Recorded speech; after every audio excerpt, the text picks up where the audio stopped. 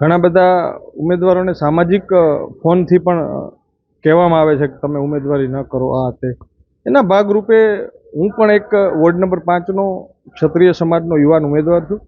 મને પણ અલગ અલગ જિલ્લાઓમાંથી અલગ અલગ જિલ્લાના આગેવાનોમાંથી ફોન આવેલા કે તમે ત્યાં વોર્ડ નંબર 5માં ઉમેદવારી ન કરો, બીજા વોર્ડની અંદર ઉમેદવારી કરો. તો સ્વાભાવિક છે, સત્તા છે, સત્તાની સામે લડવાનું છે.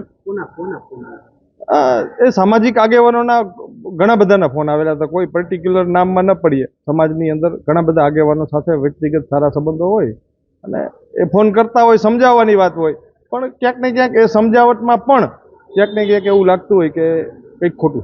આજરોજ ચૂંટણી પ્રક્રિયાના ભાગરૂપે મોરબી પ્રાંત અધિકારી શ્રીની કચેરી ખાતે વોર્ડ નંબર 5માંથી હું પોતે ઉમેદવારી પત્ર ભરેલું છે. આજે મોરબી શહેરના તમામ 23 જાહેર થયેલા ઉમેદવારોને ફોર્મ ભરવા માટેની સૂચના આપવામાં આવેલી છે અને એ પૈકીના 20થી વધુ ફોર્મ આજે ભરાઈ જશે.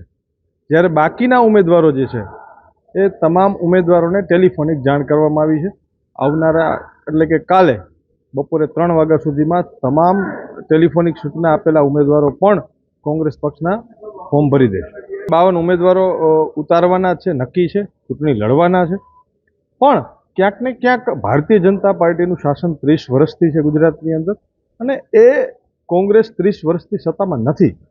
ત્યારે સામાજિક અને કોઈ પણ પ્રકારના પ્રેશર ઊભા કરીને જો કોઈ કાર્યકર્તાને પેલું દબાણ ઊભું કરવામાં આવે તો એ કાર્યકર્તા મૂંઝાય છે, ઢગાય છે. એટલા માટે અમારી ટેલિફોનિક સૂચનાથી જ અમે તમામ ઉમેદવારોને ઉમેદવારી કાઢતા